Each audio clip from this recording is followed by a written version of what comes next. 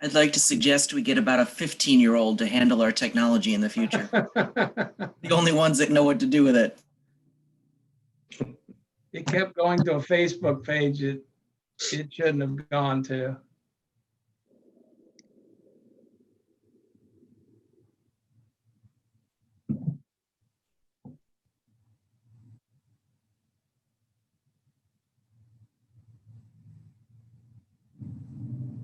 Okay, it's buffering.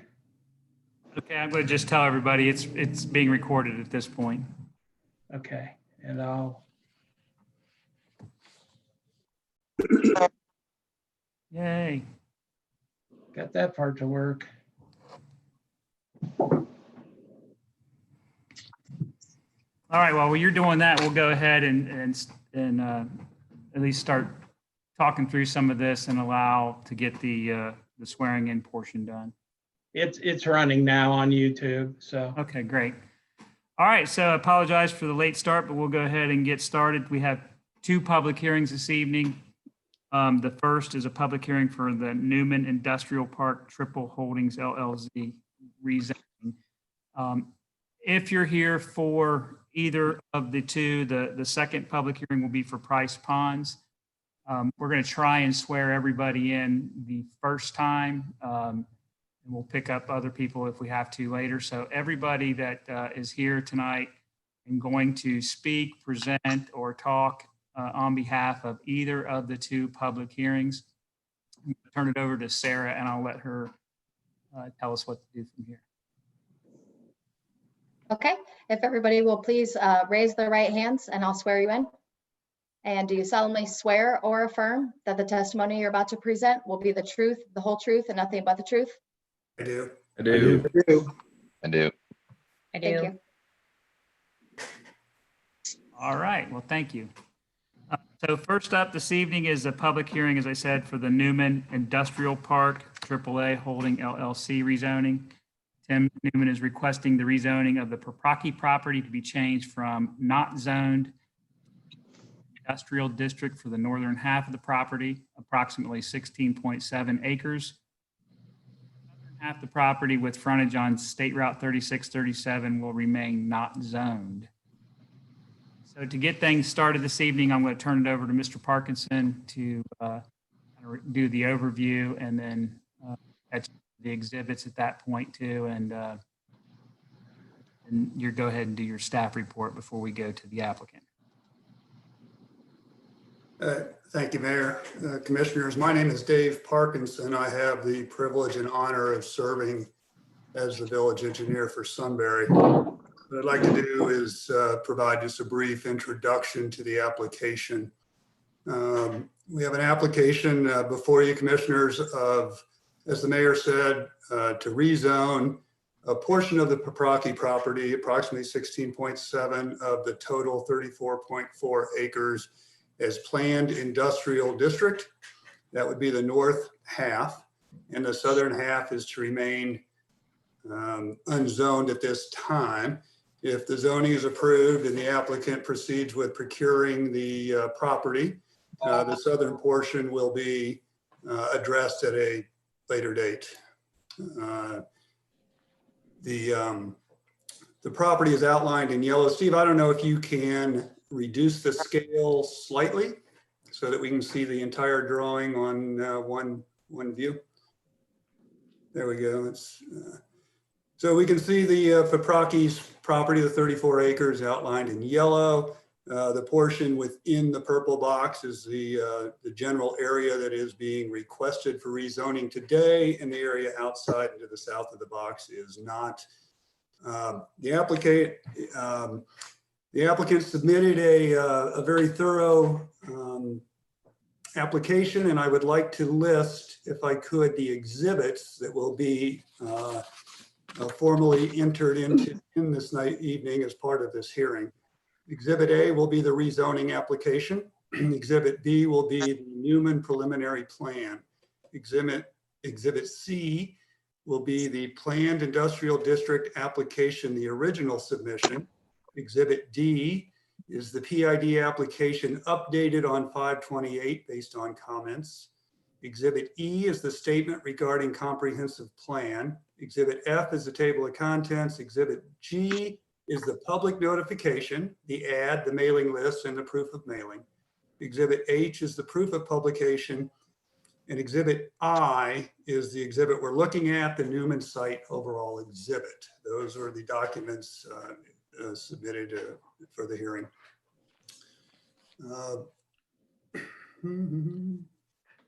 Hey, Dave, how do we get, Tim's waiting to get into this meeting here. He just texted me. So I'm I in. Can you admit- hear me? Oh, you're in? Okay, Yeah. I don't know All how right, good. Okay. sorry So- about that. That's fine.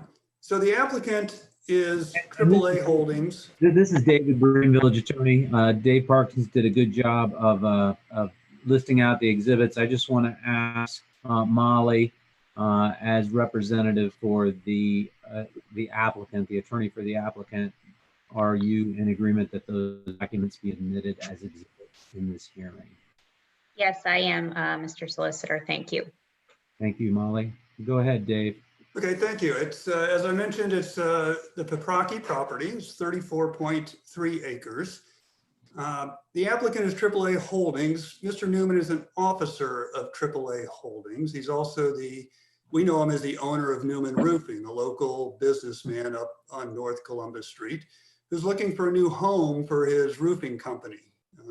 And he's looking to perhaps buy the subject property, convert the northern half into industrial.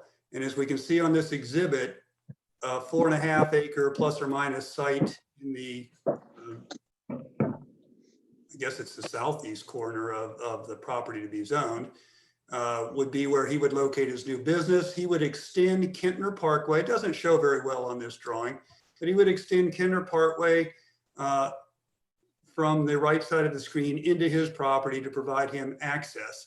What also doesn't show in here, we could zoom in, but the high school and elementary school have a back door to their school site, which is immediately north. Steve, can you just kind of show that road? I think you know where it is. Yeah, Yeah, right there. That's the road that goes up to the new elementary and high school. And Mr. Newman, if this is successful, will extend Kintner Parkway to the west from that road. You can see his driveway from his proposed building connecting there too.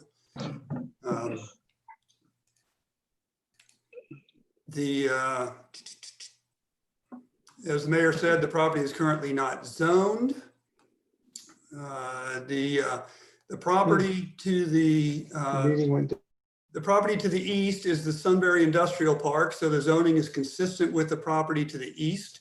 The property to the west is the Vineyards Church, and the property on the south side of 3637 is zone C2, as is the Vineyard Church. So the surrounding properties are industrial use and commercial use, and then the schools to the north.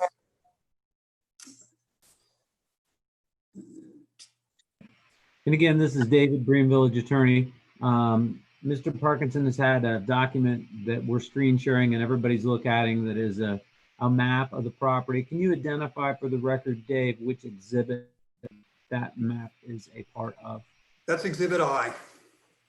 Thank you. That's an exhibit I prepared for the purpose of this discussion. Thank you.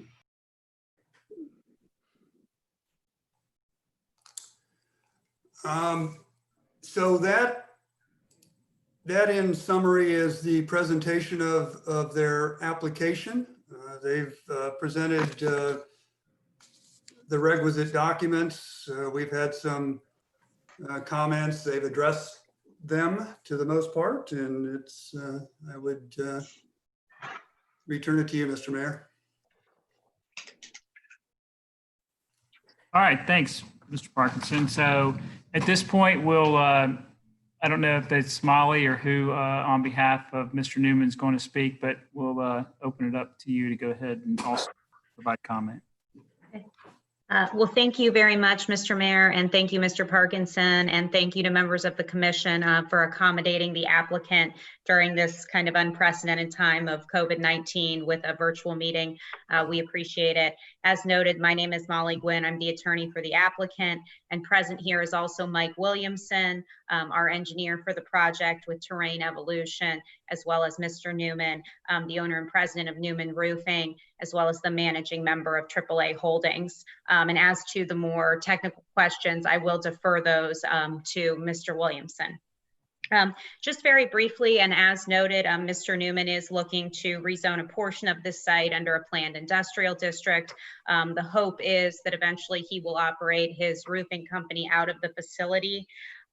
He's planning on a 22,000 square foot building with a total of about 6 parking spaces. And one of the highlights of this plan is that Mr. Newman has committed to natural features in the PID text on all street facing elevations. So full natural stone, stucco for any street facing elevations at this point in time are included therein. Lot A, where Mr. Newman's building is proposed to be in the plan, will have about 2.5 acres of green space. And as noted, we are prepared to tie into that portion of Kittner Parkway. As to the remaining aspects of the site, the area that's to remain unzoned, the hope would be to develop that property perhaps on about a 5 to 7 year time frame as end users come along. And with that, I'll go ahead and turn it over to Mr. Williamson and Mr. Newman for any additional questions that you might have. Thank you. This is Mike Williamson with Terrain Evolution. The only thing I just add to what Molly said there, just so that we're clear, is Lot A would be Tim's property. And then as the property would be split as part of this, there'd be a 0.3 acre right-of-way dedication. Lot B would be the remaining north half of that, of the Paprocki property. And then Lot C is the remaining that would be unzoned. The plan that you see in front of you that had Dave's exhibit there had, you know, possible future lots shown. We don't know if those lot lines are going to be that way. We just threw them on there so you could kind of get a feel for what we're thinking. But the property would have to be split as shown on the preliminary plat, just so you can see how that would be, because the city's going to get a portion of that land. Tim would have a piece for Newman Roofing, then there'd be a piece left over, or 2 pieces left over. So just making that clear. Thank you, Mike. And the intent is to keep those remaining lots or potential lots in Lot B as flexible as possible, dictated by future end users for an industrial or commercial use. Okay, great. And then Tim, I don't know if you have anything you want to add or. Not really. I mean, at this point, they kind of, that's what we're looking to do. We'd obviously, the goal was to get it to where I can put my shop there, and without having to put the development cost to develop the rest of that back acreage. I apologize, Tim, I hate to cut you off. This is Dave Bream. I know you came into the meeting a little bit late. I don't think you got sworn. Thank you for catching that. So, Sarah, if you could swear in Mr. Newman, please. I apologize. With That's all fine. this technology, I'm trying to find the button. I can't find the button. So again, wherever that 15-year-old is, make sure they stop by my office. Mr. Newman, if you'd raise your right hand, please, I'll swear you in. Do you solemnly swear or affirm that the testimony you're about to present will be the truth, the whole truth, and nothing but the truth? I do. Thank you. Thank you. Sorry, Tim, go ahead. It's all right. You know, so again, the goal is to try to get it to where we can obviously build the new shop, which we are running out of room here. And then with the potential to make that an industrial park, to get that road through there, the time frame on that is really kind of the cost of it. It's obviously going to be pretty expensive to get the infrastructure back through there to develop those lots. If we get an end user, then it's a lot easier, because then maybe, you know, we can pass them cost along, some of that to the end user. So yeah, the goal was to try to get it to where we can obviously get it to where we can put our shop there. Okay. Thank you. And I guess I just want to apologize. I know that not everybody's used to how we're operating here, but obviously the public hearing is to provide opportunity for the applicant to share what's going on, allow public participation. And then, of course, the engineer provides his report. And then we will continue having this conversation outside of the public hearing in the zoning meeting that will follow a little bit later after we do the two public hearings. I just want to take a second real quick and check because I'm kind of with Dave Bream there. It was really hard to tell. We had a few people that showed up. Is there anybody on the call that came, I'm going to say resident, that came this evening to speak out or, on or behalf regarding this one way or the other? And if so, I want to provide the opportunity for those people to ask questions and or provide comment. I don't have any questions at this time. Thank you. Anybody else? Okay. Dave, I don't know if you need to check on if we're good on all of the, what was presented in the exhibits, if we have everything. Yes, all the pertinent documents, the exhibits have been submitted. I did receive, and it is not critical that it be admitted as an exhibit for this hearing, but we did receive an affidavit from the property owner consenting to the application, which can be added to the file. That was one of the requirements on the village engineer's comment letter, which was this afternoon. So we do have acknowledgement from the property owner, Mr. Paprocki, the successor trustee of his family's trust, that he is aware of this application and has consented to it. And that document will be in the zoning file as well. And then to the rest of the commission members, we'll obviously have everybody back that's on this call speaking about this, Mr. Williamson, Mr. Newman, Mrs. Glenn, for us to follow up and have questions during the actual zoning meeting itself. So at this point, is there any other testimony or comments for this public hearing that need to be made?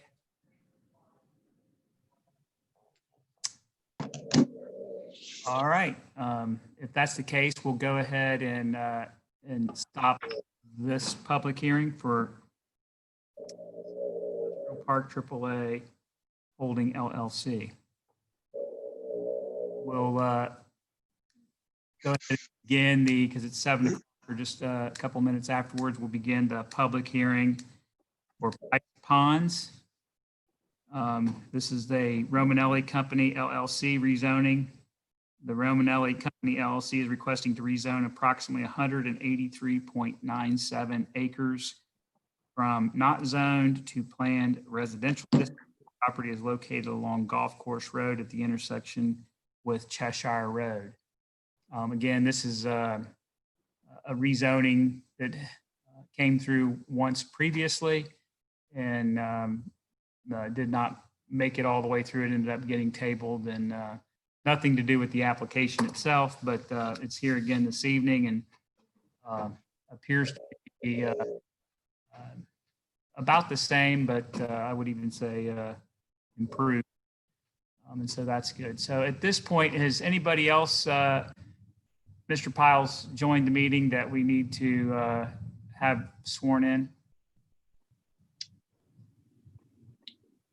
You're Gary muted. Smith, Gary, did you swear in? I did, yes. Okay. I didn't, you must have been on the other sheet. I was, my screen was off, but I was unmuted. I believe everybody has been sworn in, both the applicant and the public. Okay, and then I would just ask you to real quickly to go ahead and do a roll call of the zoning commission members, just so we can kind of document that everybody's here.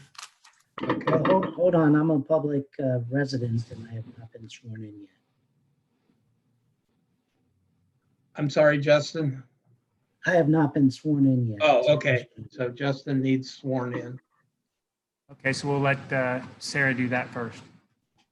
Okay. Justin, if you would raise your right hand, please, I'll swear you in. Do you solemnly swear or affirm that the testimony you're about to present will be the truth, the whole truth, and nothing but the truth? I do. All right, thank you. Thank you. Roll call. Mayor Hatfield, Here. Mr. St. John, Here. Mr. Gokenhour, there he is muted, but here. No.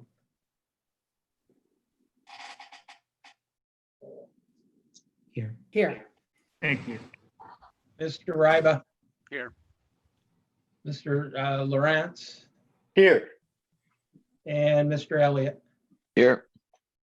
All right, perfect. Thanks, guys. Sorry, just caution to make sure we get everything done correctly.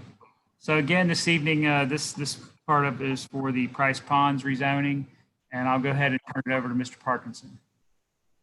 Thank you, Mayor. Commissioners, this is an application before you submitted by the Romanelli Company to rezone approximately 184 acres of the Price Farms. This is an overview of the proposed development. The applicant has submitted a very comprehensive application. The following items are submitted as exhibits for the public hearing. Exhibit A is the rezoning application. Exhibit B is the development plan as revised on May 26th. Exhibit C is the development text as revised on May 26th. Exhibit D is the public notification, the ad, the mailing list, and the proof of mailing.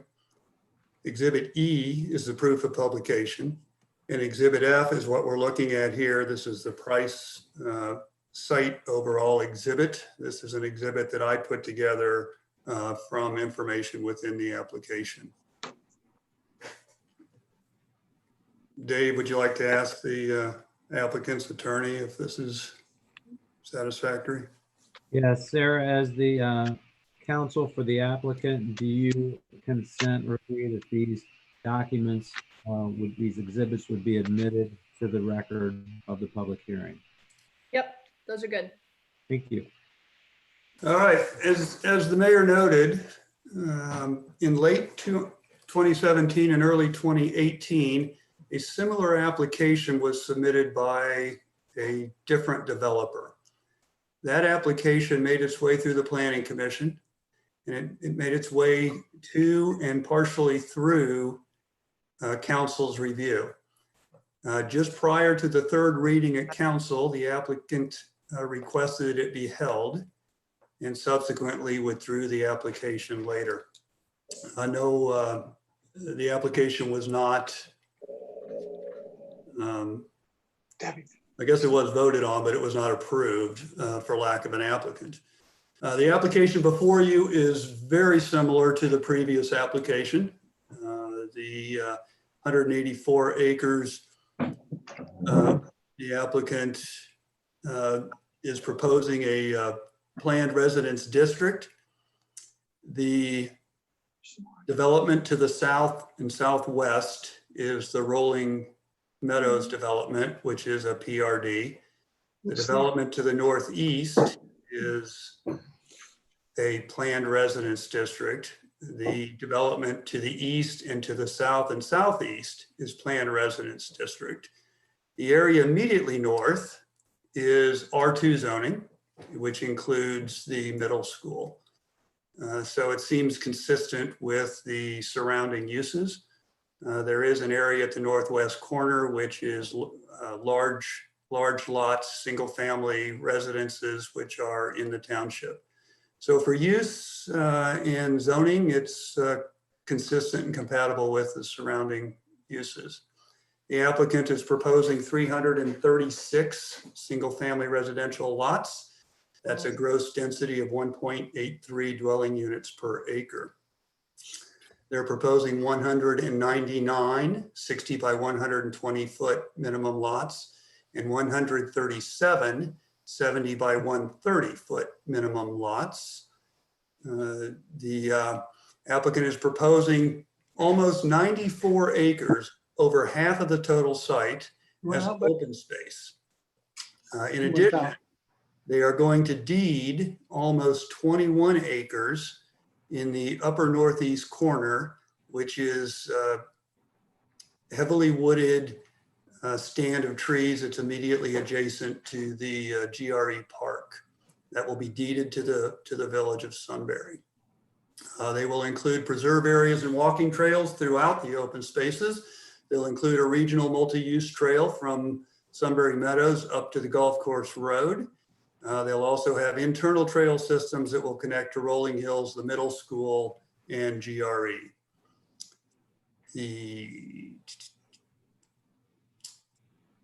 They are proposing a minimum of 25% of the exterior cladding of the front elevation of the houses shall be natural materials other than architectural grade vinyl.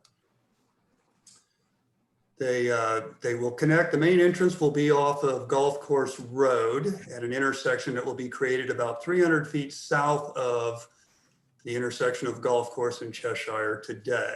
There'll be 3 other connections proposed. One will be to the proposed Rolling Hills subdivision to the south, another to the proposed Magnolia Park subdivision to the north, and one to Sunbury Mills to the east via connection and extension of Millstone Drive.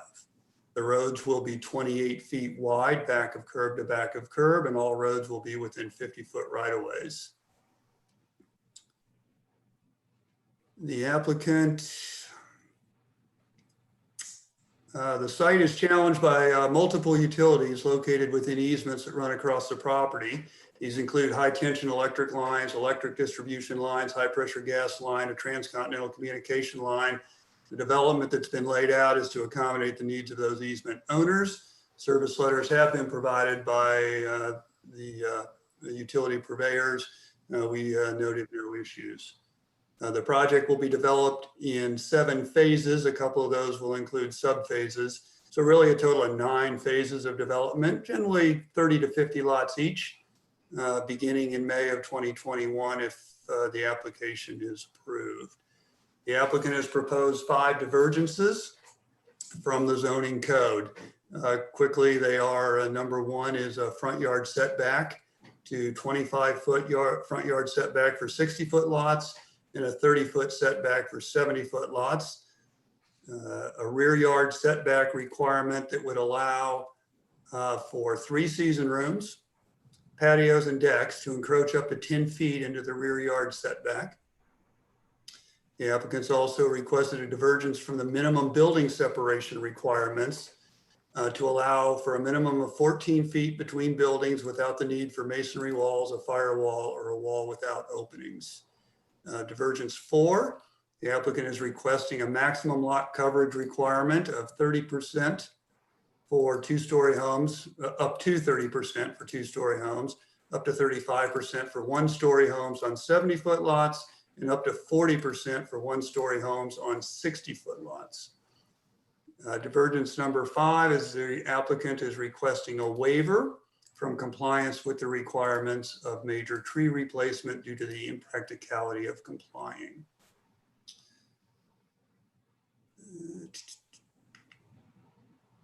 And I think with that, I will conclude. I'll conclude my report on the application. And this is David Bream, village attorney. Mr. Parkinson, you testified and the screen was shared with one document. Can you please verify again? I believe you indicated that was a document you prepared. It was a pictorial representation of the development plan for the property. Can you identify what exhibit that was you were speaking to? That was Exhibit F. Thank you.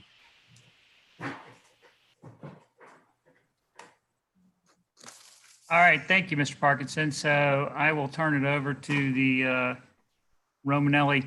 I believe, Sarah, you're probably going to speak first.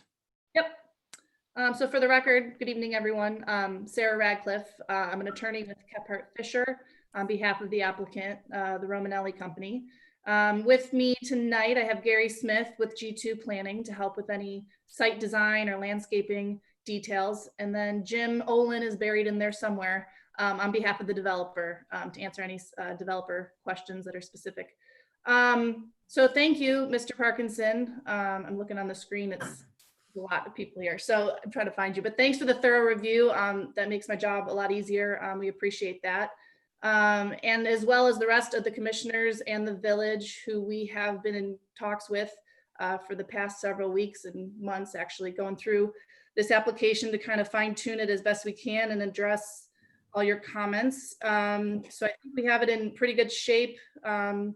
We can address a few of the lingering comments. I don't know if that's best served here for the public hearing or later if we want to get into the details. Mr. Parkinson's comments that were circulated last week. But I would touch on them just from the state of, or we can wait. I mean, I know that we potentially have some people here this evening that might have questions and so anything that you can do to, sell the pluses of what's going on would be great. well, for those who aren't familiar, I mean, the Romanelli company with Romanelli and Hughes particularly have some really nice, beautiful luxury custom homes in and around central Ohio. We're starting to encroach up into Sunbury. I think the closest, most adjacent parcels that are neighborhoods that have been developed nearby are the Reserve at Vinmar, which is just south of Sunbury, and also in the Big Walnut School District. We also have Mirasol, which is down there across from the Reserves at Vinmar, just south of the border of Sunbury, and we're happy and appreciative to make our way up through Sunbury. So we have some renderings of what the homes look like. This is particularly one that we are proposing for this Price Ponds neighborhood. We'll have several 2-story that look generally like this. There will be some ranch homes in this development as well. There'll be a good mix of luxury homes throughout. So we're excited to put those in there. There's also going to be, like Mr. Parkinson said, a lot of open space, a lot of trails. It'll be a nice connectivity in between all the adjacent neighborhoods to get to the schools and just general walking trails to really enhance that western edge of the village. So we are looking forward to that.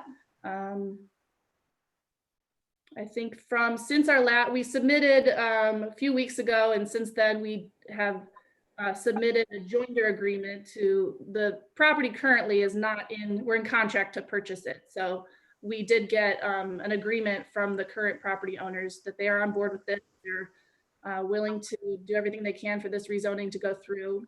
So we've submitted that since.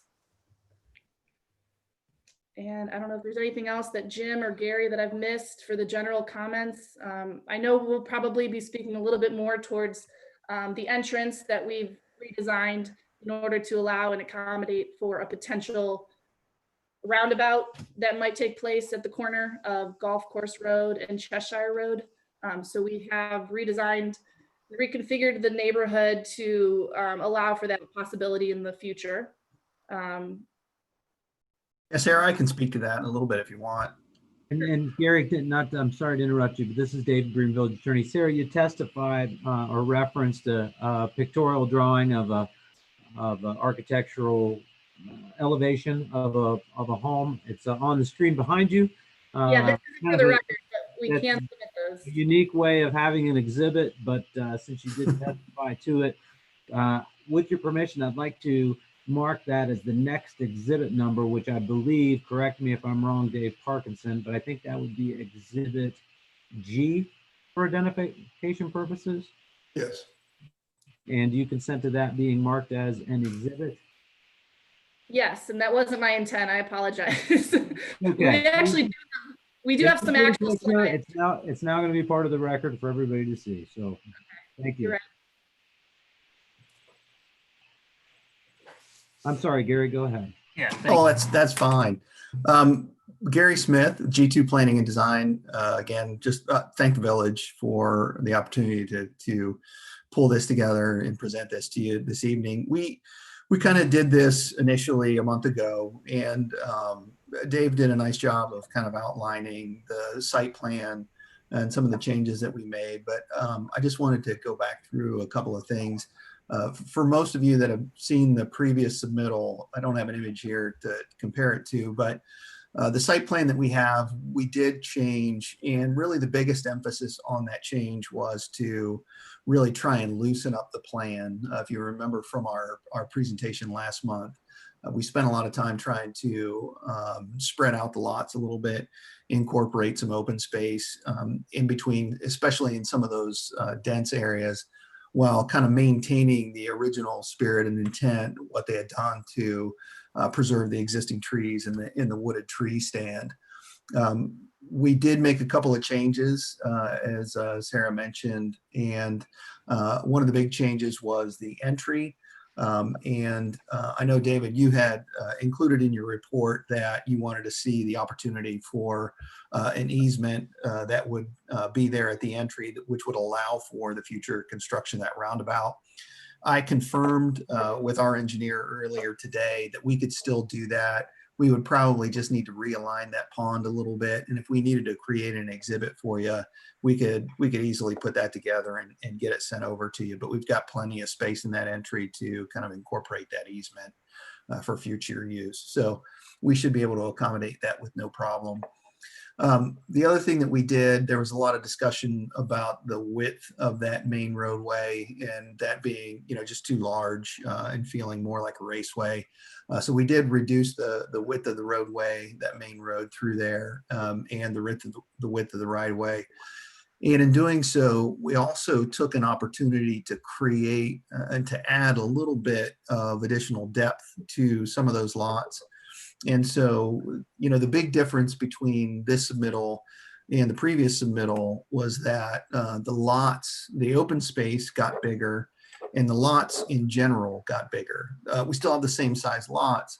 We have more 70-foot lots than we did previously, which means we have less 60-foot lots. And then the 60-foot lots, we also tried to increase the depth of those where we could, where we had that opportunity. So we took the time to go through and just try and realign some of those lots to create a little bit of a diversity in the 60-foot lot size and to wrap some more open space into it. The pathway connections are all very similar. We added a pathway connection to the Rolling Hills development, actually two, one from the new section of 70-foot lots and one a little further to the east. I guess that would be for that connection near the cul-de-sac down on the southeast end. So there's two pathway connections there. And then, the landscaping generally very similar to what was submitted before, street trees throughout the development. We also have areas where we are obviously crossing under the easement with the road, and we have to be careful about what we plant in those areas. So we're trying to incorporate trees that are shorter, smaller, and could ultimately be approved by AEP in those easement areas. But trying to just at least maintain some sort of rhythm with the street trees along that street. And from a design standpoint, I think that's really all I have. I think we've really addressed pretty much all of the comments at this point, and would certainly be happy to answer any questions that you guys might have. Thank you. I'm going to take a quick check here real quick. Is there anybody, again, that joined the meeting from the general public that wishes to ask a question of the applicant? All right. Not so much question, but a few comments, if I can. Okay. So just real quick, Mr. Carlson, were you here to be sworn in? Yes. Okay, great.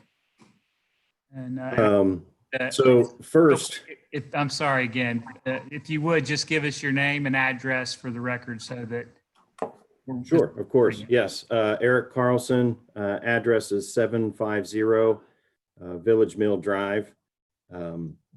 I abut to this project in the southeast corner. Thank you. Specifically, their projected lots, looks like 186 and 187 will be against my property. Okay, perfect. Thank you. So go ahead. With that, I would like to thank Romanelli and their planning team for coming up with this design. I was around in 2017 and saw the previous design, and I agree that this is a much improved design. Thrilled to see that they are dedicating land to the village of an enormous amount of tree stand. So very commendable to them for all of their work to do so. That said, I've always known when I built my house that this property would be developed at some time.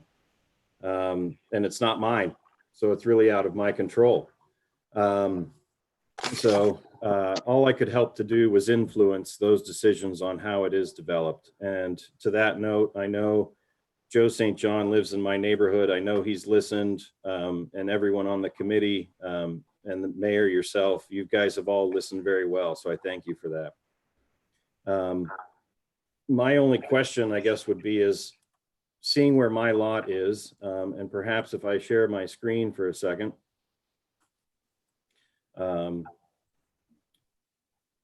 Let me know if everyone can see that. Dave, you need to unmute real quick just to.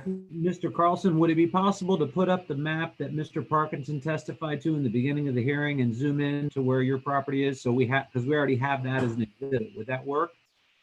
That's fine. I mean, it is all part of the exhibits. I just think it would help me talk through as reference because I can't have control that way. Okay, but this is the same exhibit? Same. This is all from the website, all the same exhibits. I'm just on page 56. I don't know if it gives an exhibit. No, it wouldn't. Dave Parkinson, can you confirm what exhibit number, page 56? This is lot distribution diagram. It's, Hold on real quick here. We'll get it. I don't have it in front of It me, says tab 12. Mr. Breen, but I believe it's part of Exhibit B, the development plans. Yeah, it would be in the Price Ponds. Okay, so this is, for the record, this is page 56 of exhibit B. Thank you. Okay. Sorry about that, Mr. Carlson. Go ahead. Oh, perfectly understand. I guess my concern obviously is I love that they've put together a buffer here of some trees. That said, I know this isn't to scale, but it looks to be a roughly 75-foot buffer of woodlands that would remain. I guess my question is, what would be done to stop these people from sprawling into the woods, acting like it's their property? That's really one of my only concerns. That said, there's 9 lots here. I'm no engineer, but I think you could fit a lot here. I think if you put this walkway on the other side of the road, you could fit a lot here. You could then fit a lot here, here. You could fit a lot here. These seem very large. You could split this in half, and that gets you 8. If you eliminate these 9 lots, that gets you 8 of them back. So just something to think of, because I'm really concerned that all of these lots will continue to sprawl up to the property line and through the woods, acting like it's theirs. That affects 9 lots from 193 to 186. I think it's 186, 185. And there's obviously some ways to incorporate 9 lots to get that money back. Here's another one. I got to 8. Here's number 9. So there's 9 ways to get those lots back somewhere else and keep the developer even with trying to develop 336 properties here. It also, I just wanted to call out that it says a net density of, was this 1.83 dwellings per acre? And I'm not sure of the terminology, but to me, that seems more like a gross density of the gross size of the property. If you're giving 20 acres to the village, that would drop your density, or actually increase your density to about 2.06 dwellings per acre, because that 20 acres is not going to be part of the development. Additionally, if you look at this, and I commend them on the amount of green space, but the reality is then they're really only developing 89.99 acres, and they're putting 336 dwellings on, call it 90 acres. That is a density of 3.73 dwellings per acre. I don't know, to me, you say luxury. To me, luxury means some space on the outside of my house, not so much some space on the inside of my house. Having those homes so close together, I love being able to have a fire in the fireplace. I guess none of these homes, according to code, will be able to have a fireplace. So for a long-term value, I think some of these homes could be farther apart, have some more of those amenities that people like fireplaces, maybe brick walls, to allow for some of those things. And finally, like I said at the beginning, if there's anything to do or move these 9 lots somewhere else, again, 1, 2, 3, 4, 5, 6, 7, 8, 9 places they could put those lots elsewhere. That would be great from a public standpoint, and much appreciated by a nearby resident. All right, well, thank you so much for your comments and we appreciate it. Yeah, thank you, folks. I appreciate your time. Next up, is there anybody else that would like to make a comment or a question? I do. Okay, hold on real quick. We got Mr. Wolf next. I'm sorry, I'm sitting here pointing to the screen, but I happen to see his hand there. I knew So, you were pointing at me. Yes, Mr. Wolf, if you would give us your full name and address there. Thank you. My name is John Wolf. I'm at 254 Saffron Lane. So my question is about, I think they're called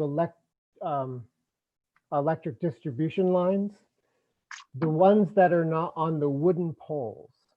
Right. There's a set that goes north and south, that pretty much divides the planned development. Yep. And then it comes to the bottom section of your development and then moves sideways or kind of cattywampus until it meets the bottom of your development. And then it goes directly east. And all of that is a wooden power pole. So I was kind of curious, since it goes right through one of your ponds, are you going to bury that as a way to just kind of beautify the area? And how much of it would you bury? I think we're exploring a variety of options for that line right at the moment. We're talking about relocating it for sure. Hopefully, we have the opportunity to do that. How much of that is buried versus how much is just relocated on the poles is going to be somewhat up to AEP. It is an active line, so we're still in discussions with them. And I think we're going to try and do everything that we can to kind of incorporate it in a way that is not intrusive to the development. One of the reasons I asked is where it goes through a tree line towards the bottom section of your property. Mm-hmm. It got taken out twice in the last 12 months from windstorms because of the Okay. trees that have fallen through it. So the AEP had to come out and reset 2 poles. And one of those was day before Thanksgiving. It was essentially a 14-hour event. And it affects all of Sunbury, south of it. So I was just curious whether or not this development might take care of it. Yeah, it's something we'll certainly have to take a look at. We've kind of entered into some preliminary discussions with AEP. We know it is an active line. It serves things beyond our property. And so we're going to have to work with their guidance in terms of how they want it to see it relocated and what we could do with it. But if there is an opportunity to fix some of those things as we work through that with them, we'll certainly take a look at that. Okay. My next question was the various basin ponds. On the drawings, they're all referred to as basins. Is that what they are, just retention basins, or are there any actual ponds? They're all retention ponds, so they'll all stay wet, but they all serve a function of retaining stormwater or excess stormwater runoff, so that we can release that at existing conditions without increasing the flow of stormwater off the property. Okay, so they are wet basins. Okay. Yes. All right. And my last question, I promise.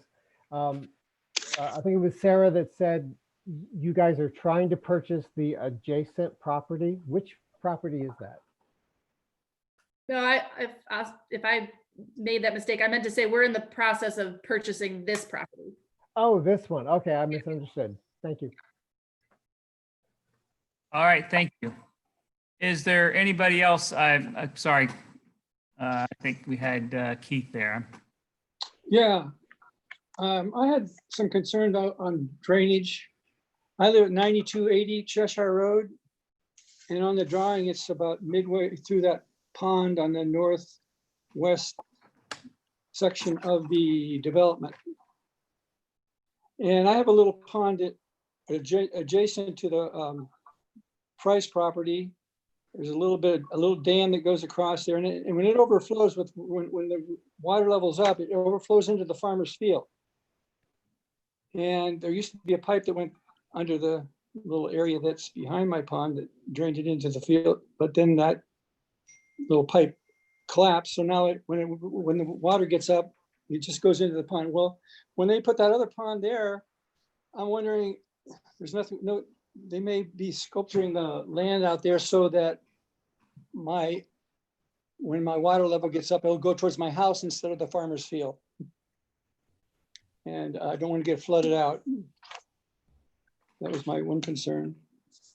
And I'm sorry, Keith, just real quick, your last name is Kieran? Is that it? Kieran. Kieran? Kieran. Okay. Just wanted to make sure we had that.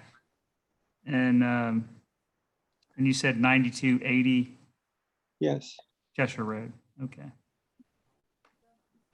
And I think I certainly understand Mr. Kieran's concerns. As we get into our final engineering, we'll make sure that we continue to work with him. I certainly don't think that Mr. Parkinson's going to let us flood his property. We'll have to manage the stormwater in that area to make sure that we're accepting what's coming onto the property now and capturing that, and especially any of the excess runoff. So as we work through the engineering, I think we'll be able to provide more solid answers for that.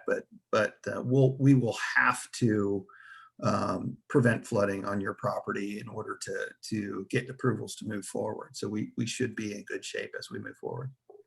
And just for reference point, just so I'm clear, that he's talking about the pond that would be on the northwest, the most northwest side of the Price. Yeah, right. Correct. Yep. Okay, so all the way at the front would be the entrance. Mm-hmm. Okay, there we go. Yeah, there's his existing pond. Yep. Right there. Right, yes. Okay. Another thing I had a question on is these recreation open spaces and these common open spaces. It says that the HOA will maintain those, cut the grass and trim trees and all that, or will the city be responsible? The HOA, with the exception of the treat area that we're donating to, granting to the city or to the village. And the other thing I had was on one of the divergence, number 3, that 14-foot spacing between buildings, that's like 7 feet from the lot line. That's pretty close spacing for the homes, isn't it? That's pretty typical for a subdivision like this. And in fact, in a lot of subdivisions, we're building them as close to 10 feet apart. That's just the kind of the trends in development now are moving in that direction. A lot of people are requesting more open space in the development and willing to take smaller lots to get more usable open space. And so we're just kind of following the trends in development. They actually sell very well. It is consistent with some of the previous approvals for Sunbury Meadows and most recently for Rolling Hills to the golf course just to the south of this. Okay. All right. Any other questions? I think that takes care of me. Okay. Is there anybody else left that has a question specific to this? Not me, thank you. Okay. All right. Well, I'm going to circle back to Nelly team. I don't know if you were able to answer everything that was asked of you, but I want to provide you that last opportunity before we close this. If there's anything that you wanted to comment on.